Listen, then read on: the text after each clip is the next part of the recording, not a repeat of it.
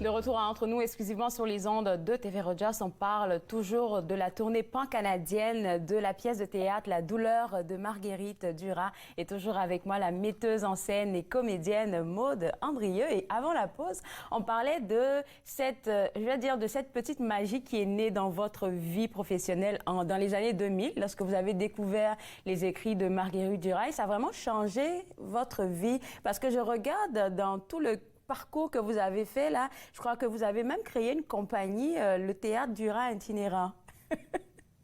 Oui, absolument, absolument.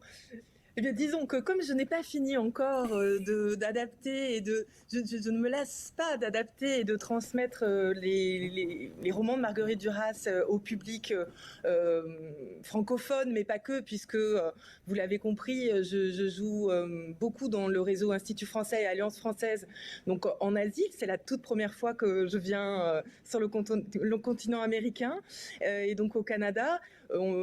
Généralement, depuis une quinzaine d'années, on joue beaucoup en Inde, au Népal, au Cambodge, au Vietnam, voilà, en Asie du Sud-Est principalement, et aussi au Maroc, en Turquie, mais bon, voilà, pas sur le territoire américain. Donc, on est vraiment très, très, très, très, très heureuse avec Sophie Dutheil qui m'accompagne, qui est la directrice de production, la vice-présidente de la compagnie. Et moi, en fait, en 2014, c'était le centenaire Marguerite Duras, et puisqu'elle est née en 1914, et il y avait beaucoup d'événements durassiens, et j'ai eu envie de monter le théâtre Marguerite Duras itinérant, qui prendrait place une partie de l'année à Bordeaux, un petit peu comme le théâtre de la Huchette à Paris, vous voyez, qui programme tous les soirs UNESCO depuis de bon nombre d'années. Et j'ai fait cette proposition à Jean Mascolo, le fils de Marguerite Duras, d'un théâtre Marguerite Duras itinérant qui pose ses valises à Bordeaux 6 mois dans l'année et le reste du temps qui joue à l'étranger. Alors pour cette programmation française, j'ai contacté des compagnies qui jouent Marguerite Duras et je les fais venir, donc en fait lors de cette saison théâtrale du théâtre Marguerite Duras, et c'est ainsi que je peux rencontrer des compagnies qui ont fait le choix d'adapter alors des textes de théâtre de Marguerite Duras, même une adaptation de la rencontre entre Bernard Pivot et Marguerite Duras qui s'appelle Apostrophe, qui a été mis en scène et qui a été interprété au théâtre également. Et voilà, on faisait parfois quelques incartades dans la programmation avec des auteurs vietnamiens, mais ça avait toujours trait dans la ligne littéraire et éditoriale, voilà, au Vietnam, à l'Asie, à l'Indochine, à Marguerite Duras, aux femmes et à l'engagement. C'est fou comment un seul livre peut changer la vie d'une personne en un rien de temps, parce que là, on voit le côté entrepreneur qui vient, on voit le fait que vous voyagez beaucoup pour représenter ce que vous aimez en plus. Oui, oui, oui, absolument. Et j'en suis très heureuse. Hein. Je suis ravie et je ne m'en lasse pas. Si vous voulez, parfois il m'arrive c'est-à-dire qu'en fait, comme ça paraît totalement fou, mais quand je me retrouve en Inde, par exemple, à Bombay, à Delhi, à Pune, une des plus petites villes, à Chandigarh, et que j'ai des étudiants qui apprennent le français. Wow. Et alors, il y a un sous-titrage en anglais, hein, bien sûr, à chaque fois que je joue, ou dans la langue du pays, donc en vietnamien, voilà, selon, pour que le public puisse comprendre, même le public qui apprend le français et qui n'est pas très à l'aise forcément avec la langue. Et je me retrouve avec des élèves qui, en Inde, ont fait 3 heures d'embouteillage pour venir écouter 1 heure de Marguerite Duras. Et je peux vous dire que c'est saisissant, c'est-à-dire que c'est un tel cadeau pour moi que de parler à ces jeunes gens qui apprennent le français et qui s'y intéressent. Et en plus, j'ai eu l'occasion d'aller 3 fois en Inde, 2014, 2016, 2018.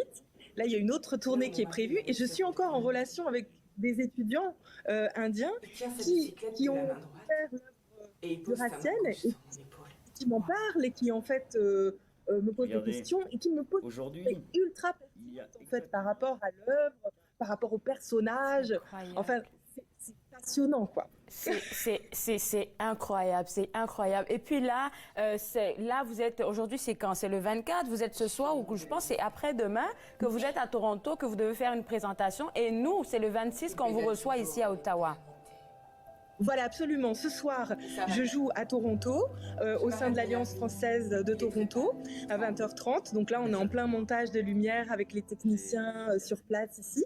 Et puis, donc, demain, on s'envole pour Ottawa et on joue donc à Ottawa le 26 à 19h30. À la Maison de la Francophonie. On va donner les détails tantôt. Et moi, ma question en tout cas, je vais rentrer un peu dans votre art. Là, je me demande, parce que là, vous faites une présentation à Toronto, ensuite Ottawa. Je pense qu'après, vous partez à Halifax. Je me demande, à chaque représentation, là, est-ce qu'on est obligé de se réinventer? Parce que je me dis, dépendamment de la dynamique, peut-être de la ville, je ne sais pas, ou bien des émotions que vous ressentez sur le moment. Oui, absolument. Je pense que vous voyez dès ce soir où je reprends ce texte que je n'ai pas joué depuis assez longtemps, je vais forcément jouer là pour toute cette tournée canadienne le texte différemment avec ce qui se passe actuellement en Ukraine. Marguerite Duras, elle s'engage dans la résistance dans ce texte-là à partir du moment où son mari, Robert Antelme, est arrêté par la Gestapo. À partir de là, elle se pose cette question-là de l'engagement et elle va s'engager et entrer dans un réseau de résistance qui va lui demander d'obtenir en fait des informations sur les convois de déportés politiques vers l'Allemagne, les déportés qui reviennent. Elle va à la gare d'Orsay à Paris pour faire des listes de noms parce que c'était évidemment la panique. Hein, donc voilà, progressivement, à l'âge de 30 ans, Marguerite Duras s'engage en politique quelque part, choisit le camp de la résistance. Et pour moi, évidemment, avec ce qui se passe actuellement en Ukraine, ça va résonner particulièrement fort. Chaque jour, je me lève en répétant mon texte et en pensant continuellement aux gens sur place et à la peur ressentie par les enfants, les femmes, les maris qui ne sont pas forcément soldats et puis qui s'engagent du jour au lendemain. Ce qui est extraordinaire dans cette façon aussi de travailler avec ce réseau d'Alliance française et d'Instituts français dans le monde, c'est que j'ai l'occasion de rencontrer sur place toute l'équipe de l'Alliance, des professeurs, des étudiants, et puis aussi la partie technique du cinéma qui est au sein des alliances. Alors, ce n'est pas toujours le cas, mais il y a beaucoup de cinéma, de rendez-vous de cinéphiles, de théâtre, une belle programmation culturelle qui reprend après la pandémie, puisque là aussi c'était évidemment compliqué pendant 2 ans.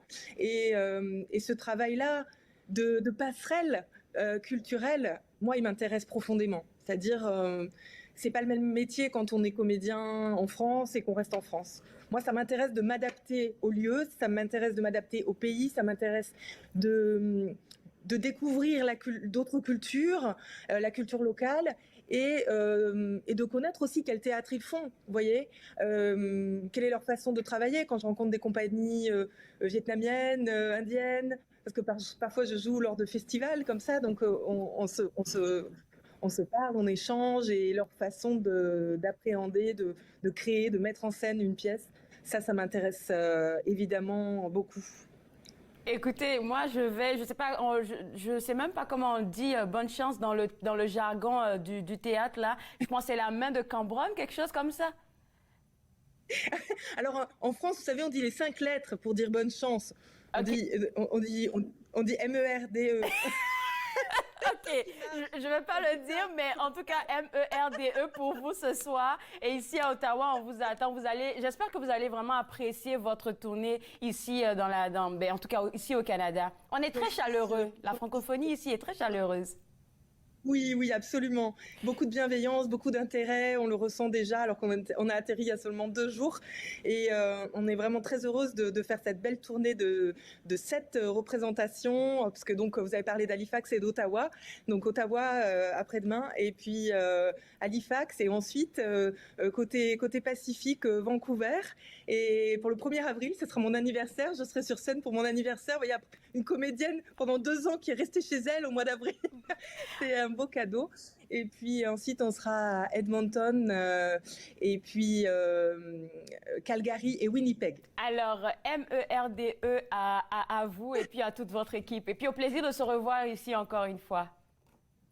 Merci beaucoup Claude pour cet entretien, merci de vos questions et puis excellente journée à vous. À vous aussi. Alors, pour vous autres à la maison, cette représentation se fera à la Maison de la Francophonie. Pour prendre des billets, ce sera au www.af.ca/Ottawa.